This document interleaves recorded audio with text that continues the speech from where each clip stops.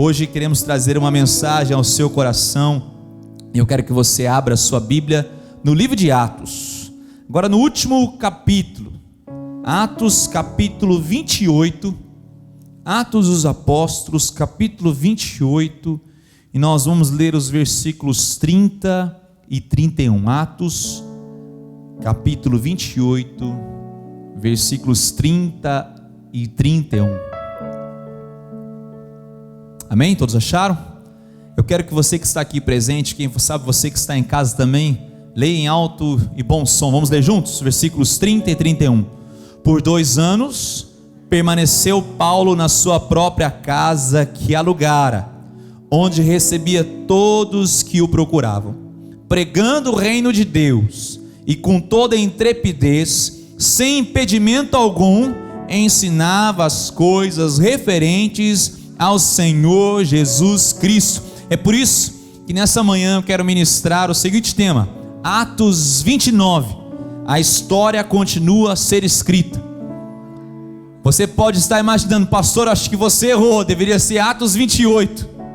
Não, nós colocamos Atos 29 de forma proposital. Atos 29, a história continua a ser escrita. O livro de Atos, ele pode ser tido como um livro inacabado, um livro que ainda está sendo escrito, um livro que ainda nos inclui nele. Lucas, o autor de Atos dos Apóstolos, também do seu Evangelho de Lucas, ele escreve o seu segundo livro, agora Atos, demonstra o nascimento dessa igreja, e ali ele dá a entender que há um relato a ser escrito.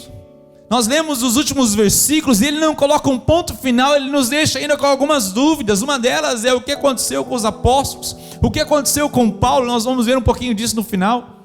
Mas é certo que essa narrativa que Lucas escreve, ele nos insere nela. Isso é maravilhoso. Sabemos que nós fazemos parte de uma história, nós fomos colocados numa história que Deus imaginou para a sua igreja. Ao derramar o Espírito Santo de Deus, era como se Deus estivesse inaugurando. Você já foi na inauguração de uma loja, de um estabelecimento?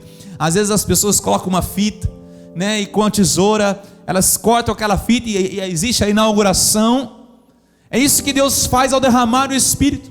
Ele inaugura a sua igreja, e ali começam os relatos. Lucas começa a colocar como essa igreja de forma formidável foi crescendo. Por isso que nós podemos dizer que a história de Atos não acabou, ela continua na minha e na sua vida. Quem sabe outros capítulos que deveriam ter sido escritos na história da igreja poderiam ter incluído homens como Lutero, Calvino, outros homens na nossa época, como Martin Luther King Jr., que lutou contra a escravidão nos Estados Unidos, e hoje nós estamos vendo ainda esse tema recorrente nessa nação, contra o racismo. Outras pessoas tão importantes que passaram na história até chegar um dia, em 1936, dia 19 de junho, quando a Igreja Presbiteriana Central foi estabelecida na cidade de Londrina. E um capítulo é para nós, para mim e para você. Quem sabe a sua história está incluída lá. Quando alguém te visitou, quando alguém te fez um telefonema, quando alguém orou com você, aconteceu um milagre, seja ele físico, seja ele extraordinário aos nossos olhos, ou simples, de uma resposta simples, e Deus alcançou o seu coração. Quem sabe a sua história, o seu testemunho, a sua mudança de vida deveriam estar relatados no livro de Atos. Eu não sei se no capítulo 29, no capítulo 30, no capítulo 100 e poucos, eu não sei, mas certamente as nossas vidas estão inseridas. A igreja continua. Não é uma história acabada, é uma história inacabada. Então nós começamos a entender por que é Atos 29, a história continua a ser escrita. Eu posso dizer que o livro de Atos é apenas o começo do registro da operação do corpo de Cristo em ação no mundo, desde a sua ressurreição e ascensão. É apenas o primeiro capítulo. Atos é apenas um primeiro capítulo de toda a história da igreja, e eu e você temos essa incumbência. Imagine só, eu e você estamos escrevendo esse livro, e Deus usando histórias maravilhosas de forma individual ou coletiva, como estamos vivendo. Quem sabe um desses capítulos falaria de uma grande pandemia que aconteceu no mundo, coronavírus, e que as igrejas foram forçadas a serem fechadas, mas mesmo nesse momento de dificuldade, ela continuou em missão, continuou mais viva do que nunca. Quem sabe alguns relatos vão falar das igrejas perseguidas, as quais nós oramos, por exemplo na China, que eles não têm a liberdade de se reunir como nós, mas ela cresce incessantemente, porque existem pessoas sedentas pela palavra de Deus. Quem sabe Deus ia colocar histórias maravilhosas como a minha, sua, milagres extraordinários, histórias maravilhosas. E eu quero hoje realmente entender que quando lemos aqui Atos 28, versículo 30 e 31, estamos apenas na última página do primeiro capítulo. Estamos no último versículo do primeiro capítulo dessa história. É um grande livro em que estamos inseridos nele. Quando vemos aqui as características que esse livro acaba, ou pelo menos ele se encerra aqui na sua parte escrita, ele diz no versículo 31 que Paulo pregava o reino de Deus e com toda intrepidez, sem impedimento algum, ensinava as coisas referentes ao Senhor Jesus Cristo. Então a primeira coisa que eu entendo aqui, a primeira lição que eu tiro desse momento aqui, é que devemos ser encorajados pela história da igreja. Devemos ser encorajados pela história da igreja. E eu quero aqui enfatizar os grandes acontecimentos do livro de Atos.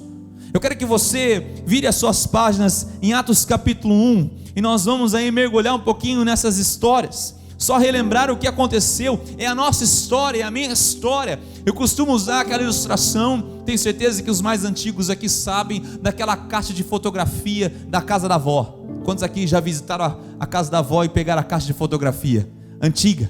E você começa a ver fotos ali, às vezes até preto e branco, fotos antigas, fotos já amareladas, outras fotos mais recentes. Quando você tirava a foto daquela máquina, ia revelar e a pessoa falava assim: olha, o rolo está tudo queimado, você perdeu todas as fotos. Não era assim? Os mais novos aqui não entendem. Agora não, é tudo digital, mas independentemente, você vê fotos, ou seja, digital, elas impressas, fazem parte da sua história. Você goste delas ou não, elas fazem parte da nossa história. Atos capítulo 1 começa com a ascensão de Jesus Cristo. E Jesus vai aos céus e fala o seguinte, no versículo 8: mas recebereis poder ao descer sobre vós o Espírito Santo, e sereis minhas testemunhas, tanto em Jerusalém como em toda a Judéia e Samaria, até os confins da terra. Atos capítulo 1 começa com uma promessa maravilhosa. Atos capítulo 2, essa promessa se cumpre. Versículo 1 diz: ao cumprir-se o dia de Pentecostes, estavam todos reunidos aonde? No mesmo lugar. E de repente veio do céu um som como de um vento impetuoso, e encheu toda a casa onde estavam assentados. Versículo 4: todos ficaram cheios do Espírito Santo. Aleluia, que maravilhoso isso. É a nossa história, é a minha história, é a sua história, é a nossa herança. Você está entendendo onde eu quero chegar? Nós estamos abrindo um álbum de fotografia. Então começa a igreja a crescer, crescer e crescer. No capítulo 4, versículo 32, abra comigo, Atos 4, 32, essa igreja estava crescendo, ela estava em plena comunhão, e diz que da comunhão dos que creram, era um só o coração e a alma, eles estavam totalmente unidos, fortalecidos pelo que Deus estava fazendo. Então Deus começa a fazer milagres no meio deles. Atos capítulo 6 e 7 entra um personagem maravilhoso chamado Estevão, um homem comum, um homem que não tinha muita visibilidade, mas era cheio do Espírito Santo de Deus. E esse homem foi levantado no meio dessa igreja fabulosa para fazer milagres, sinais e prodígios. É a minha, a sua história, é a minha, a sua herança. Mas os religiosos não suportavam Estevão, a ponto de apedrejar Estevão, e entra em cena Saulo, esse homem que nós vamos conhecer um pouco mais para frente. Estevão é apedrejado, mas todas as pessoas ficaram ali entendendo que havia algo de especial nessas pessoas. É a minha, sua história, é a minha, sua herança. Eis que se ergue a primeira grande perseguição à igreja. As pessoas de Jerusalém são dispersas, mas Deus escolhe um instrumento nas mãos dele. E no capítulo 9, esse Saulo que consentia com a morte de Estevão é alcançado por Jesus Cristo. Diz que ele estava a caminho de Damasco, e ao meio-dia, uma luz mais brilhante que o sol o afetou. ele caiu por terra, todo o seu orgulho foi por terra.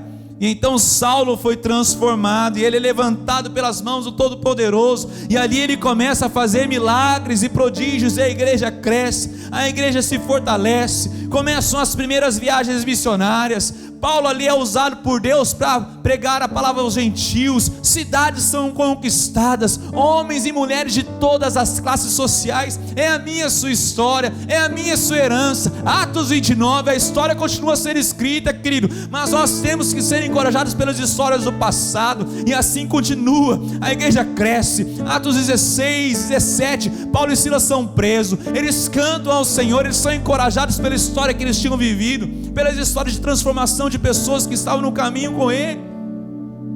Então Paulo, determinado, ele volta para Jerusalém, capítulo 21, mesmo com os rumores de que prenderiam ele, de que matariam ele, mas ele estava encorajado por algo que ardia o seu coração. Ele tinha uma motivação maior. Ele é preso, ele é julgado, ele se apresenta na frente de religiosos que tentam matar, de reis. Então ele apela para César, e na sua viagem, descrita no capítulo 27, ali essa viagem muito perigosa, muita turbulência, águas revoltas, os marinheiros com medo, há um grande naufrágio, mas eles se salvam e vão parar numa ilha chamada Malta.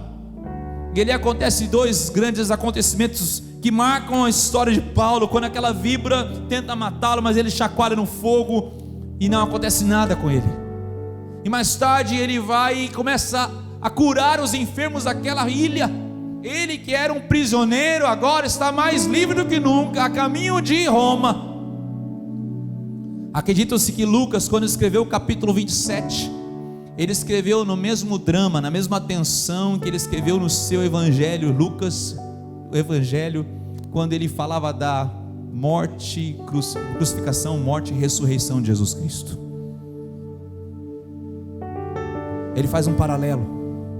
Então Paulo chega na cidade que ele sonhava, Roma, no Império Romano, e ali ele permanece numa casa, ele experimenta a quarentena na sua casa.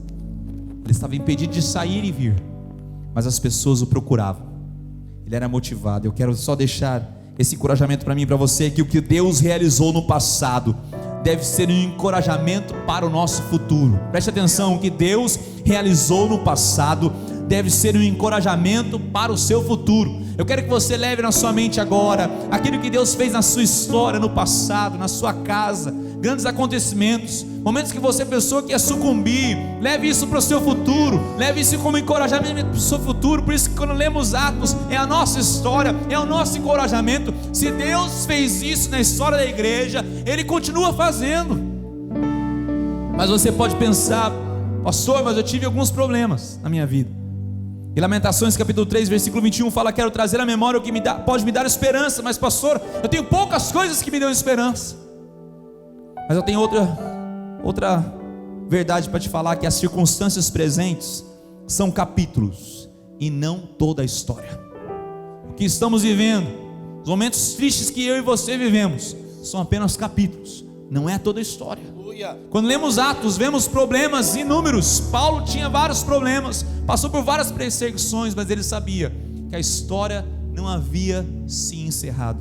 A história não havia se encerrado, porque nós somos encorajados pela nossa história. Mas isso não é o fim. Encorajados pela história, mas também somos motivados pela finalidade correta. Aleluia. Todo ser humano, na verdade, precisa viver por uma motivação que seja maior do que ele. James Hunter, um dos grandes líderes da atualidade, falando sobre liderança servidora, ele diz que o homem, ele só se transforma num grande líder, assim também uma mulher, quando ela aprende a viver por algo que é maior do que a própria vida, do que a sua própria vida. Sejamos sinceros, irmãos, talvez nunca vivemos tão instintivamente como nesses dias, cada um tentando defender o seu, cada um pensando no suprimento das suas próprias necessidades. E eu não estou dizendo que isso seja errado, Mas quando nós olhamos para a vida do apóstolo Paulo, vemos que esse homem, ele aprendeu a olhar para Cristo. Ele aprendeu a viver não apenas para o seu autoengrandecimento. Aliás, ele rejeitou essa motivação. Mas esse homem passou a viver para a propagação da mensagem do reino de Deus e do evangelho. Em várias ocasiões o apóstolo Paulo deixou isso muito claro. Escrevendo aos Efésios no capítulo 3, ele assim afirmou para aqueles irmãos: por esta causa me coloco de joelhos diante do Pai, de quem toma o nome toda a família, tanto no céu quanto na terra. Havia uma causa maior, a causa do evangelho. Por esta causa o apóstolo Paulo se ajoelhava, mas por esta causa ele também se levantava. Escrevendo aos Coríntios, na sua primeira carta, capítulo 9, verso 23, ele chegou a declarar essa verdade: tudo faço por causa do evangelho. Este homem ganhou uma nobreza, uma sublimidade na sua vida, que o conhecimento não lhe dera, que a filosofia também não lhe tinha dado. A fama, o poder, o dinheiro, a dupla cidadania, toda a liberdade de ir e vir que ele tinha, inclusive para prender e matar cristãos, todas essas experiências não tinham lhe dado esse propósito, esse senso de destino, essa motivação que o evangelho havia carimbado na sua vida. Nesta manhã nós somos desafiados a abraçar essa motivação que vai além da nossa vida. Nós precisamos entender, irmãos e irmãs, que Deus supre as nossas necessidades, mas não são as nossas necessidades que movem os braços de Deus todos os dias. O que move o agir de Deus diário é o propósito de Deus. E quando nós vivemos pela causa do evangelho, então nós nos conectamos a este propósito do eterno Deus.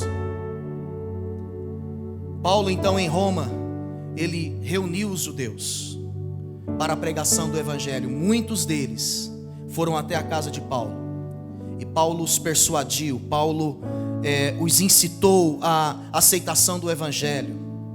Paulo não usou de meias verdades, não tentou acomodar o conteúdo da mensagem do evangelho à tradição judaica. Mesmo usando a lei, Paulo então traz uma interpretação cristocêntrica para todo aquele conteúdo que os judeus sabiam.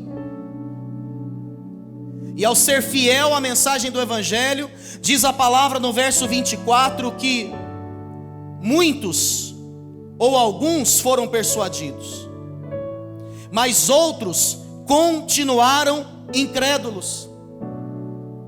E Paulo não pregava apenas a partir de estratégias retóricas que ele tinha. Paulo, na verdade, pregava com a sua vida. O evangelho podia ser visto, ainda que Paulo não dissesse uma palavra, no amor, na paciência, na maturidade, na simplicidade, na acolhida desse homem, na fé, na fidelidade, na coragem, nos carismas, nos milagres, na presença do Espírito Santo que queimava na vida dele e através da vida dele. Então essa mensagem de toda forma era impactante na vida de Paulo. Ou ela gerava o quebrantamento, ou ela gerava um incômodo fantástico, que despertava inclusive a revolta dos ouvintes. Eu louvo a Deus quando na atualidade nós temos a aceitação e a rejeição, porque isso nos mostra que o evangelho está sendo pregado.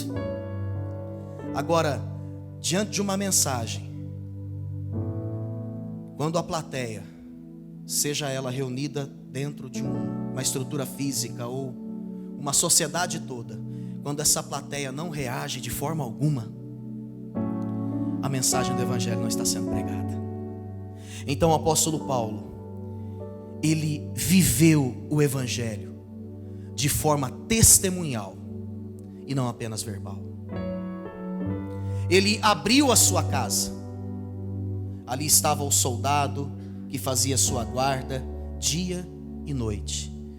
Era uma espécie de prisão domiciliar. Ele estava relativamente preso, mas a palavra não estava presa, e jamais estará. Quanto mais tentarem burlar, minar o evangelho, mais a igreja crescerá, mais a palavra se multiplicará. Diante da incredulidade daqueles judeus, o apóstolo Paulo continuou pregando, inclusive encontrou justificativa bíblica para aquilo. Lembrou-se de um texto de Isaías, quando o profeta disse: olha, eles vão ouvir com seus ouvidos, mas eles não entenderão. Eles verão, mas não enxergarão de fato a verdade. E através do seu testemunho, irmãos e irmãs, o apóstolo Paulo de fato impactou aquela cidade. E nós podemos dizer que não há incredulidade, não há ceticismo que resista a uma vida de verdade. Numa sociedade de mentiras, nós precisamos ser cristãos de verdade. Como o pastor Emerson disse, há um chamado que deve começar a ressoar dentro da nossa própria casa. A nossa família de fato precisa ser um ambiente onde as pessoas escutam do evangelho e experimentam do evangelho na prática. Pais ministrando seus filhos, irmãos ministrando-se mutuamente, marido ministrando sua esposa e vice-versa. Assim como a casa de Paulo se transformou nesse centro de milagres. Nós vamos entoar uma canção agora, e eu quero desafiar você a fazer dessa música uma oração para a sua vida. Que você entenda que nós não podemos parar, irmãos. Deus nos deu um chamado, e esse chamado, ele deve continuar ressoando nas nossas vidas. Amém? Você quer se levantar um pouquinho?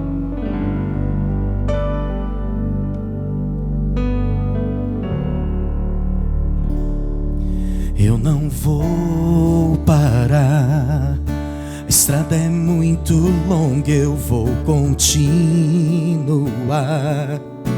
Meio em meio às lutas, eu não estou só, te sinto aqui. A vida é mesmo assim, tantas aflições eu tenho que enfrentar, mas o Senhor está sempre a me proteger. Aleluia. Cante isso. Quando tudo sopra sobre mim e os problemas tentam me abater, eu me lembro o grande eu sou me enviou. Então cante. Eu tenho um chamado, jamais vou me calar. Eu tenho um chamado, o evangelho anuncia.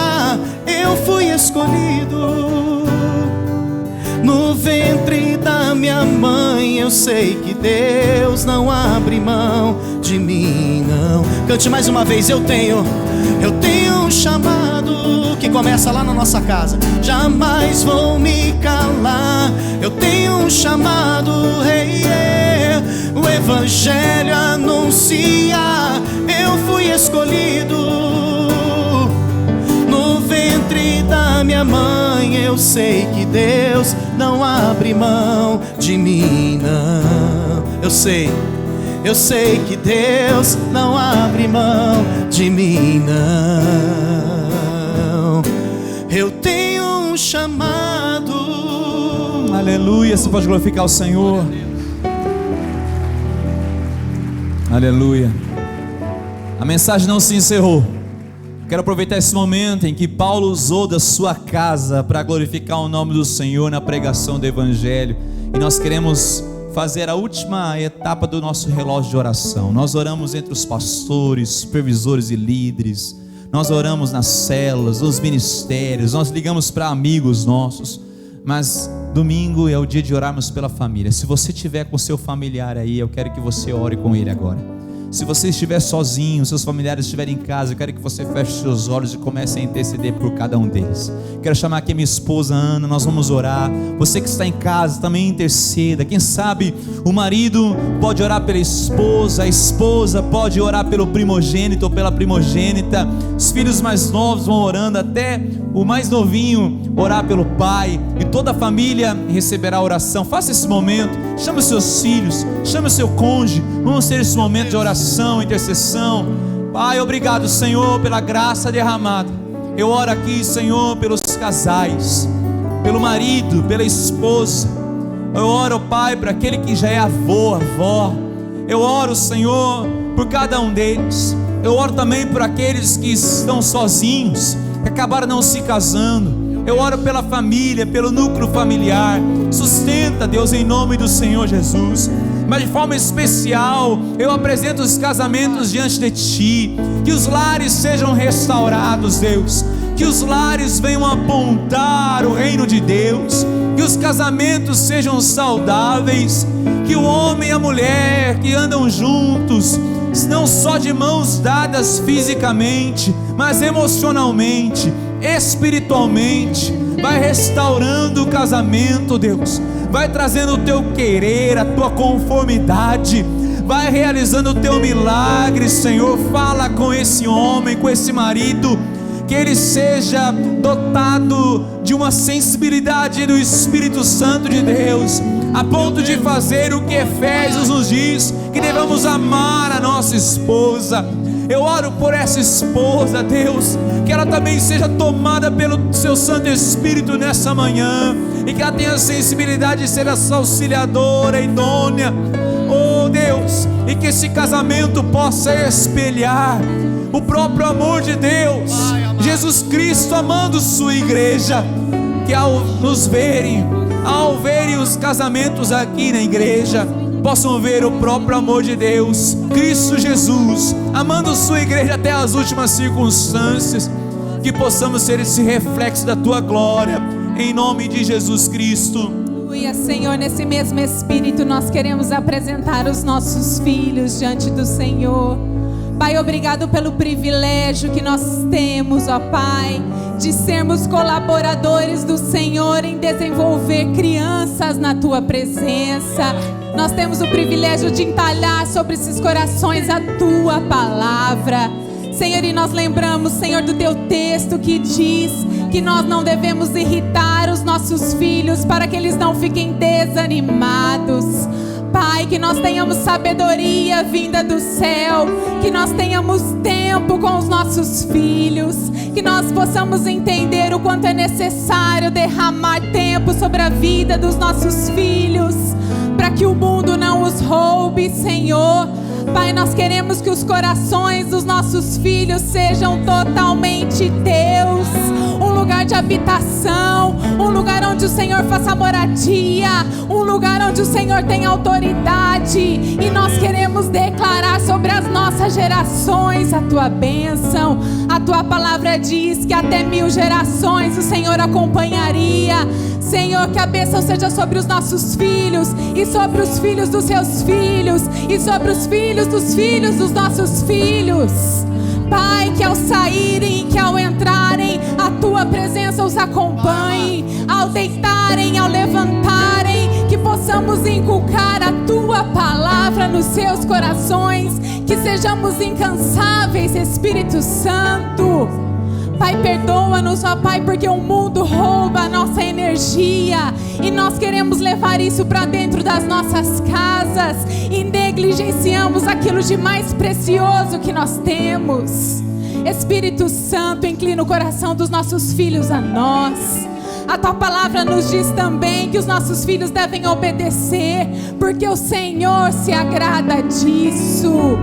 Pai, ensina-nos a ensiná-los a obedecer, porque quando eles nos obedecem, eles obedecem ao Senhor, eles obedecem uma autoridade, eles obedecem a professores, eles obedecem aos policiais, eles obedecem, Senhor, a todos aqueles que o Senhor institui como liderança sobre as suas vidas. Por isso, Espírito Santo, nós queremos declarar que nós temos uma geração bendita. Os nossos filhos são herança, e feliz é aquele que ganha uma herança dada pelo Senhor. Por isso, nessa manhã nós entregamos os nossos filhos, a nossa casa, e dizemos que eles possam ler em nós a Tua vida, ler em nós essa dependência do Senhor, ler em nós uma caminhada cristã. Que não sejam meras palavras vazias, ó Pai. Que não seja religiosidade, mas que seja essência, que seja verdade aquilo, Senhor, que parte dos nossos lares para impactar toda uma geração. Por isso nós entregamos e nós te agradecemos pelo teu grande amor que o Senhor tem por nós e pela nossa casa. Fazemos isso e que suba como aroma suave a tua presença, em nome de Jesus. Amém. Aleluia, glória a Deus. Amém. Se você está com a sua esposa, com seu esposo, dá um beijo nele aí, beijo seus filhos, você que está em casa. Aleluia, glória a Deus.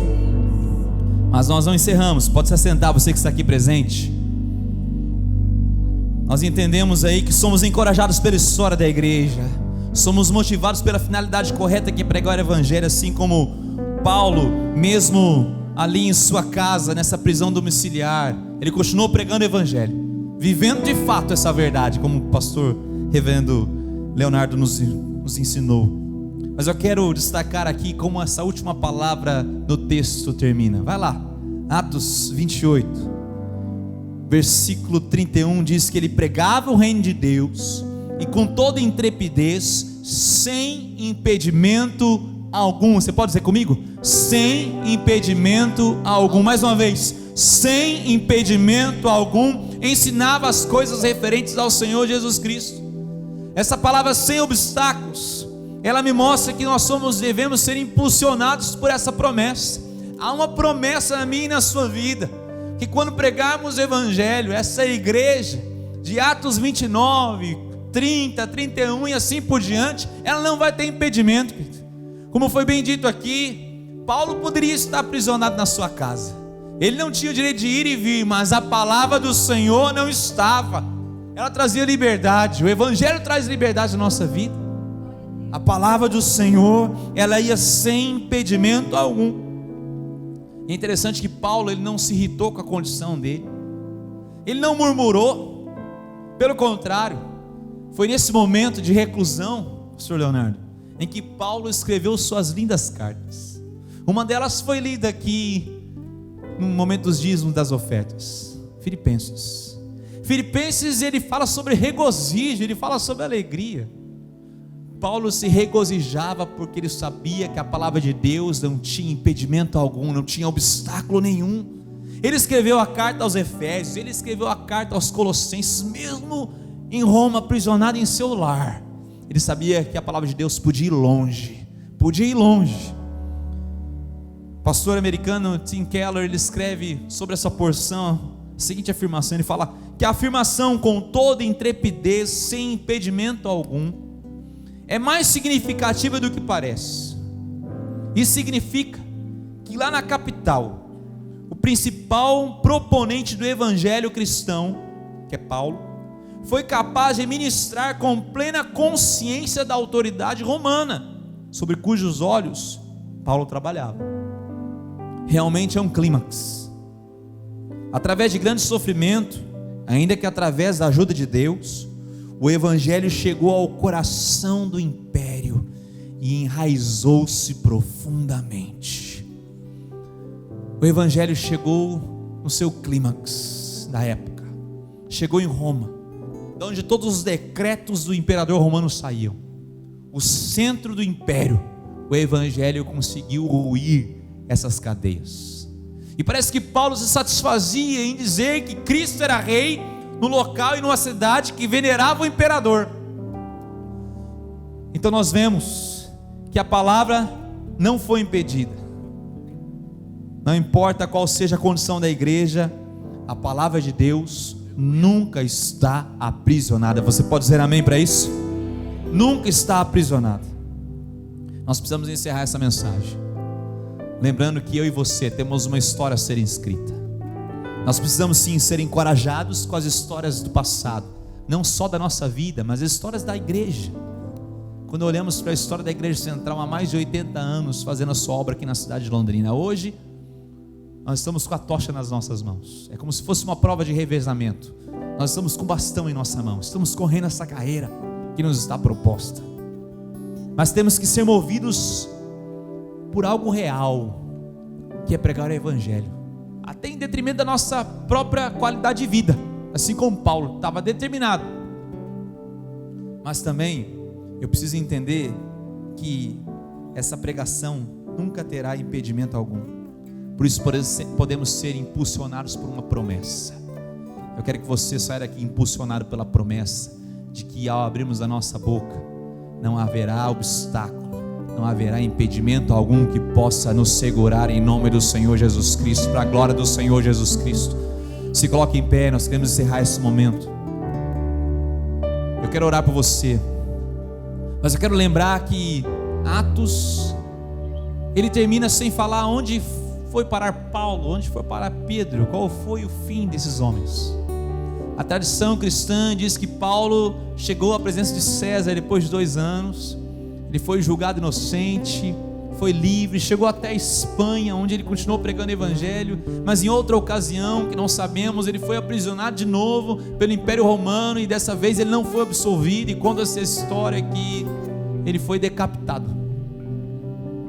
Mas Atos, Lucas, o autor de Atos, não fala nada sobre isso, porque Lucas não estava interessado em contar a história de um homem.